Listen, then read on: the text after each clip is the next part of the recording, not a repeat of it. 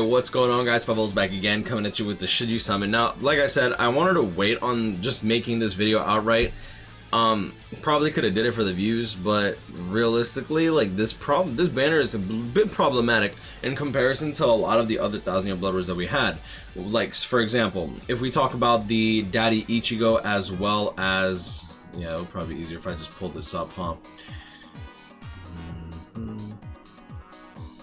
Was it 10, or I'll just type in years later. Actually, if I just type in later, it should be fine.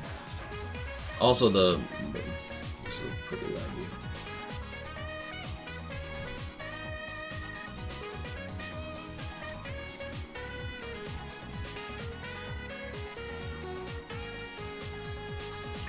Ooh, that's a good crack, baby. Damn.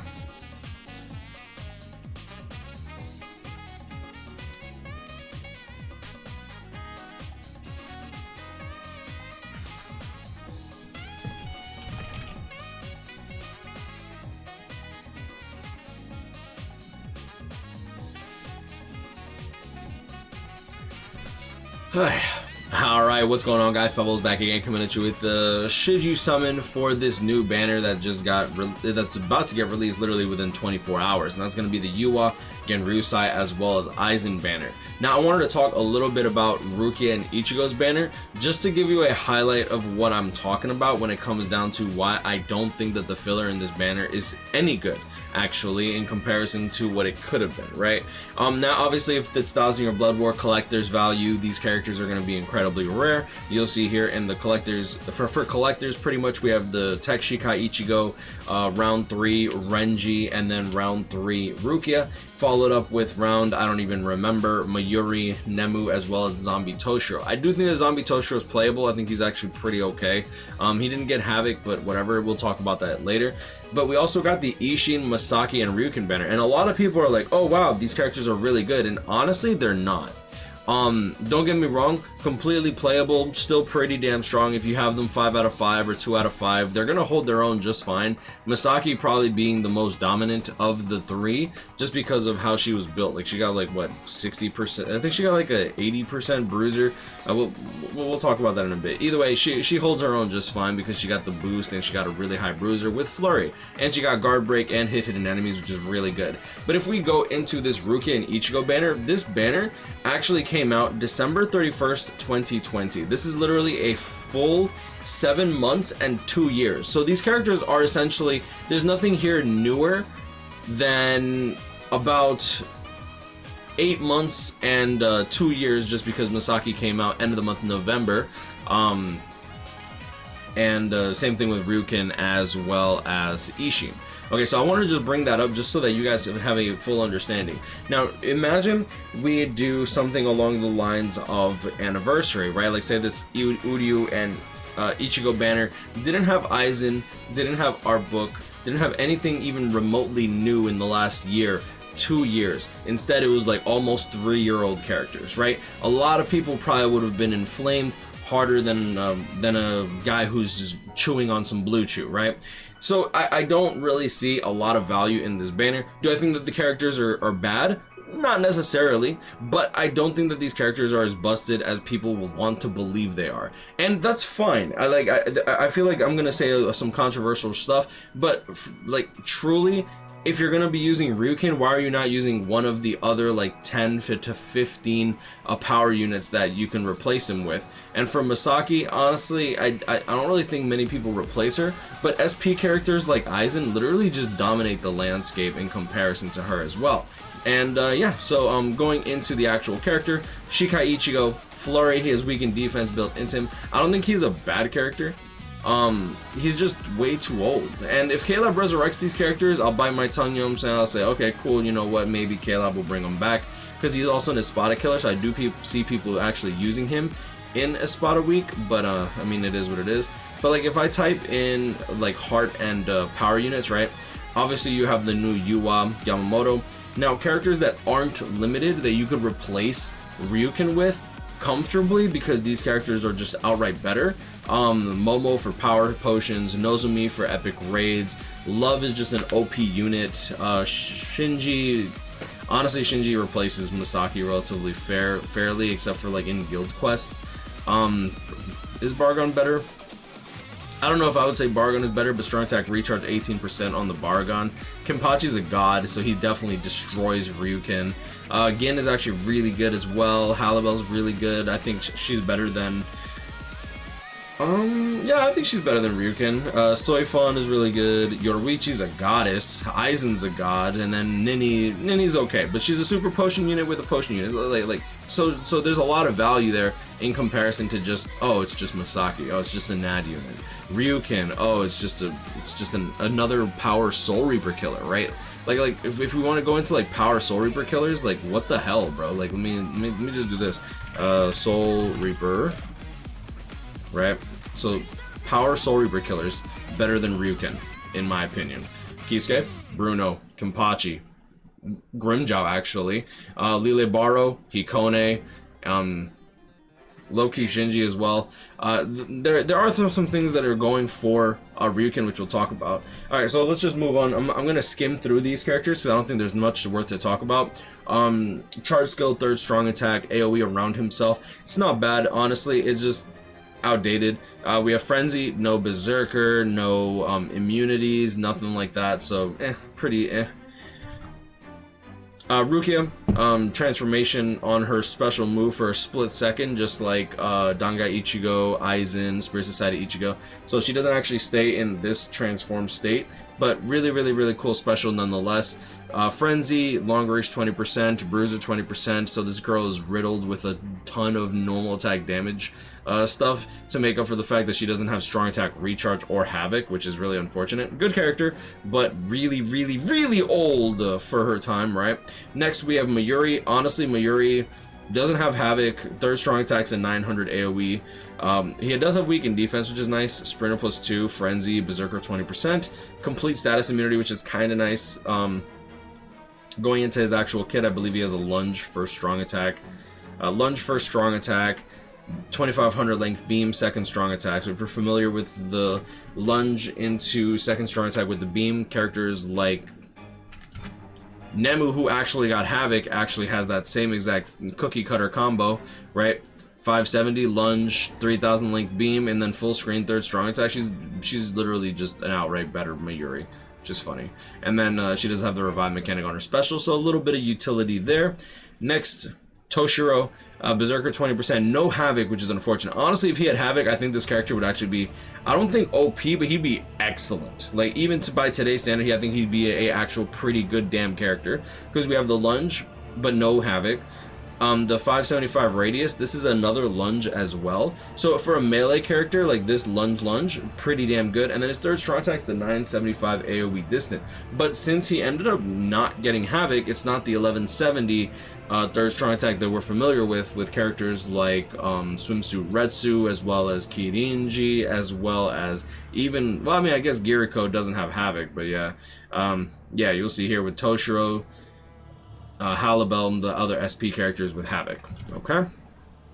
Ishin. Now, talking about the characters that in my opinion are actually good, just really old, Ishin is actually one of them. He does have Read Hollow Dodge, which is good for a couple stages in Senkaimon, and then it's also pretty good for the stage in for what is it called, the power medium or small scrolls or whatever. Actually, no, those are no affiliation Soul Reaper.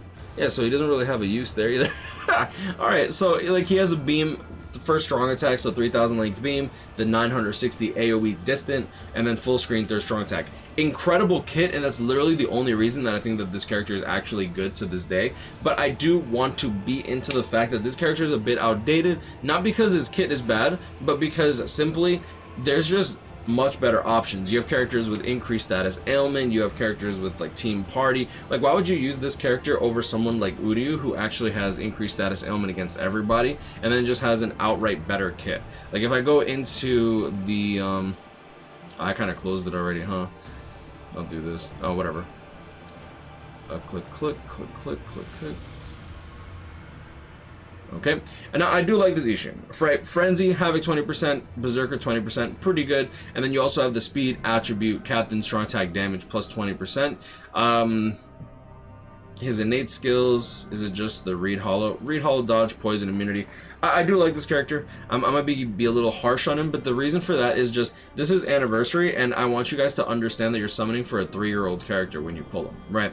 If you pull him, I think he's completely playable. I think he's worth working on. I would definitely get his SP to level 10, and I would definitely get him to at least T10, right? Like 10, 10, 10 link slots. But after that, I wouldn't recommend anyone T15 or T20 him, and I definitely would not recommend you use move sources to 5 out of 5 him, because there's just going to be much better options. Next, we do have Masaki, and for those that don't know, I actually have this character 4 out of 5, and I considered bringing her to 5 out of 5 when they gave us the heart move source, and I opted not to. And I don't regret that decision, because this character, despite being really good, has almost zero use or utility outside of guild quest.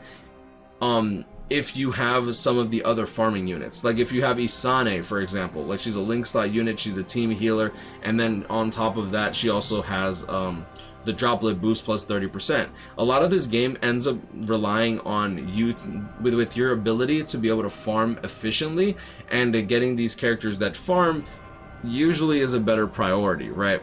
So like if I type in over here and I go with speed characters, it's like, why would I use Ishin over... Look at how many speed characters came out since Ishin came out, right?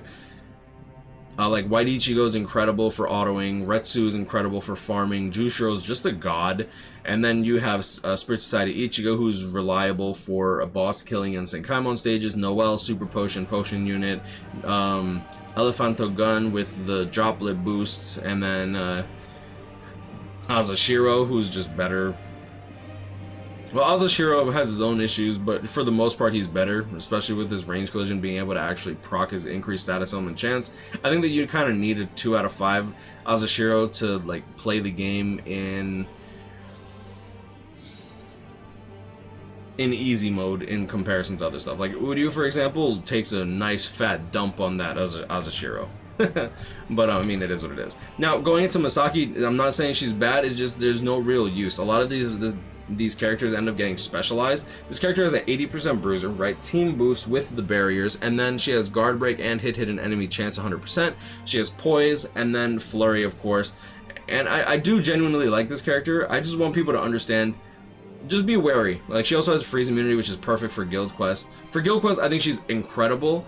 But like, I'm not taking her into IZ because I want potions. I'm not taking her into IT because even though she is good in IT and she can auto if you have her 5 out of 5, I'd rather go for like Nini or do an auto run with Aizen 2 out of 5 because Aizen just does it better, you know.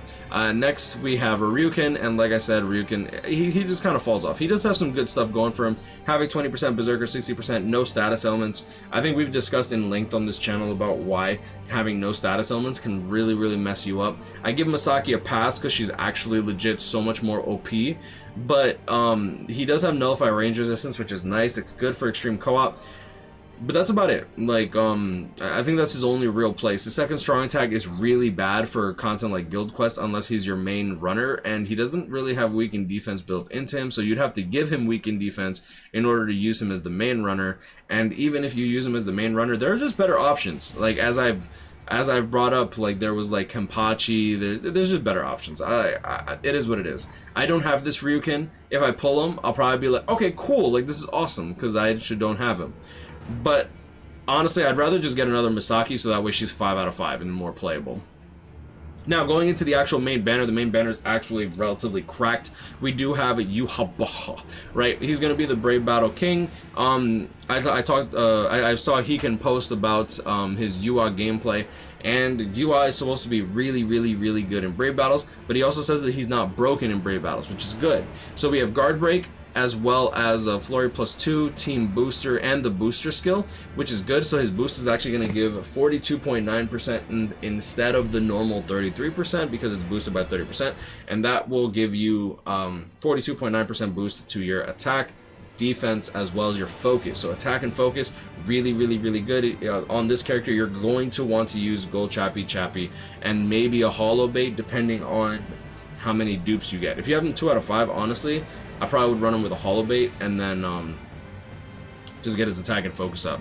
He also has half stamina only, decreased damage reduction 50%. With the drain mechanic on all of his attacks is really OP. And then we have prevent last ditch survival, so brave battles don't drag on forever. Increase normal attack damage when an enemy or ally is KO'd plus 20%. This is going to be a damage increase of 20%, which is nice.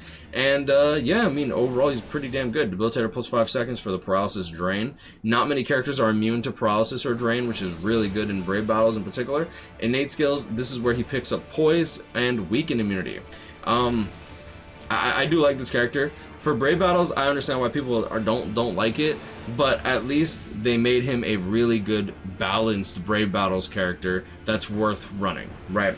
Next, we have Yamamoto, probably the best SP character in the game. He does have Quincy Killer, which kind of sucks, which is why K-Lab decided to give him 2 killers instead. So he has Hollow and Quincy Killer, which is actually really good. Berserker, 40%. Frenzy plus 1, status ailment spiritual pressure boost plus 80%. Now going into his soul bomb, he actually has weakened defense built into his his skills, which is insane. This character has Marauder, so he has guard break built into him, as well as nullify melee resistance. He is completely immune to status ailments, and when he gets hit with a status ailment inflicting attack, he will not only provide the immunity to himself, but he will actually give that immunity to all of his allies for 10 seconds, in which they will heal if they are inflicted with that status ailment. And then he also has Debilitator plus 5 seconds, which is good for burn victims. That actually sounds mad wrong, but whatever. He has Bombardment to go along with the weakened defense, and then just to finish it off, the piece de resistance.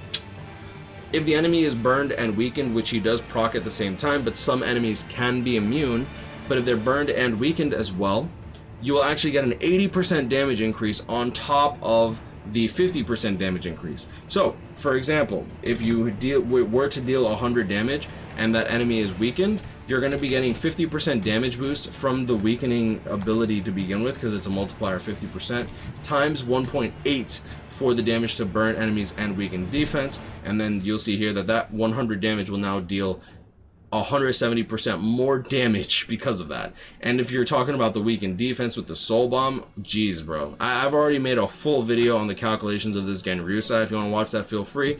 Pretty much he deals more than 5 times the amount of damage that Aizen deals, and he deals more than double the damage of the of the new 7th anniversary Ichigo, who is touted of being one of the best nukers in the entire game. This Yamamoto actually legit cracked.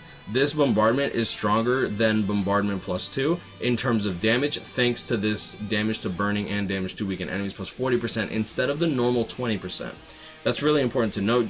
I believe you can stack it, but honestly, you're better off running double weakened defense as well as full stamina damage boost, or just no. I was gonna give him long. I was saying, or you can give him long stride, but I forgot he has sprinter plus 2 and.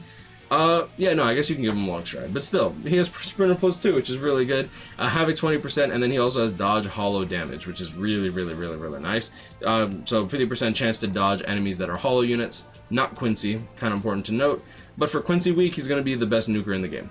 His 3000 length beam, that's the same as Aizen and Retsu, so it has really good width. Second strong attack is going to be the 960 AoE distant with the vortex. I'm not sure how this vortex functions. I'm not sure if it's the same as Ichigo's, where the vortex comes out at the same time, or if it's like Aizen's, where the 960 comes out slightly before, so everything dies and then the vortex comes out. And then his third strong attack is a standard full screen third strong attack. Honestly, cracked banner. That's right, I didn't even talk about Aizen. Aizen, stupid.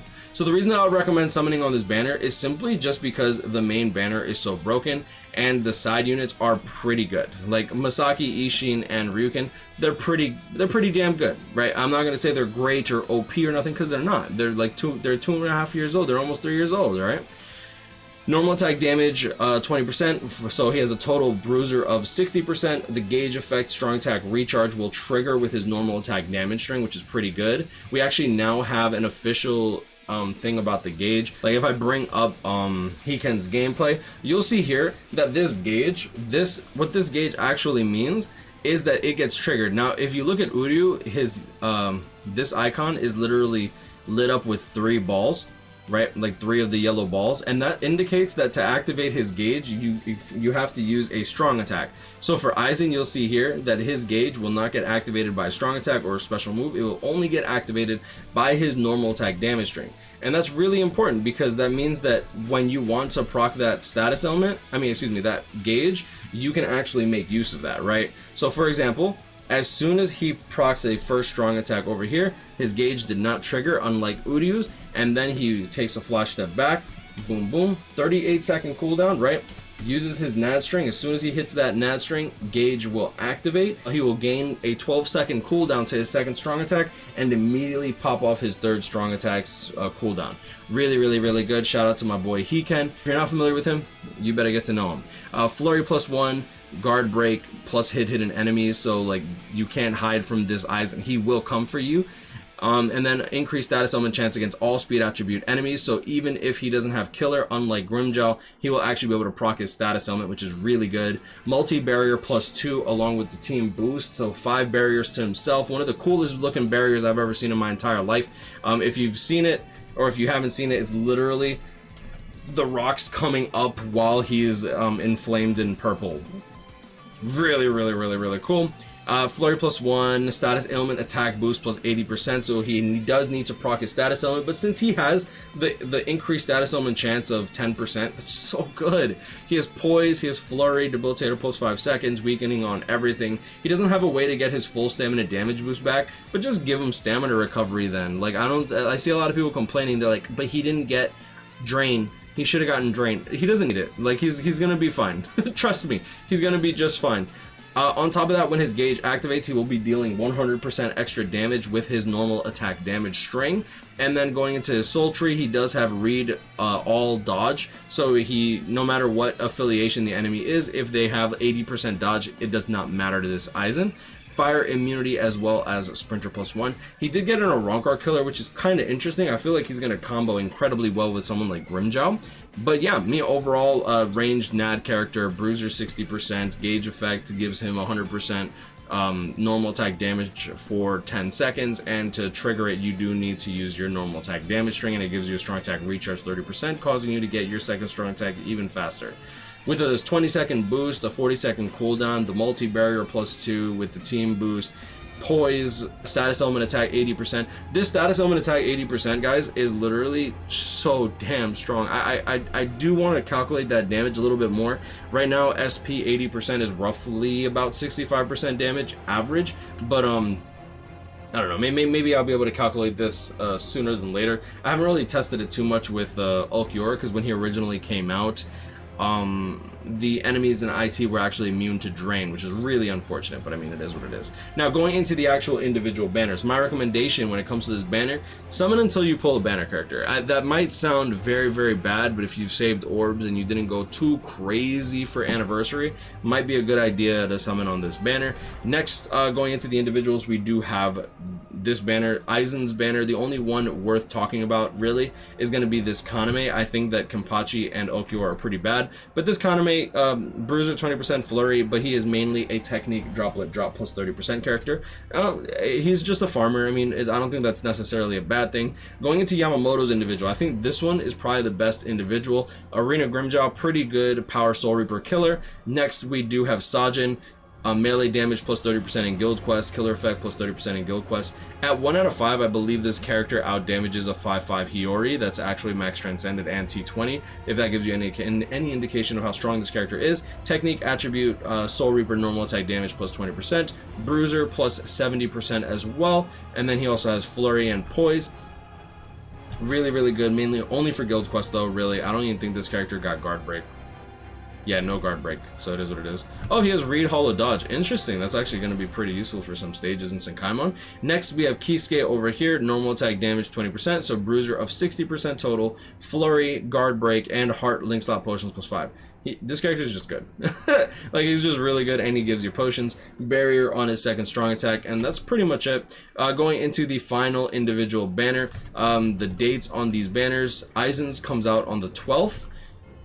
Yamamoto's comes out on the 18th. I also think this is the only one really worth summoning on, unless you fail to pull like Aizen or Yhwach. If you get Yamamoto Honestly, getting him 2 out of 5 is kind of crazy. I think 2 out of 5 Aizen, no, 2 out of 5 Yamamoto out damages a 5 out of 5 max transcend at T20 Noel. And Noel is also one of the strongest nukes in the entire game. Okay, so next, the last individual, Yhwach. Only character here worth talking about is Yuriko. We have the multi-barrier +2.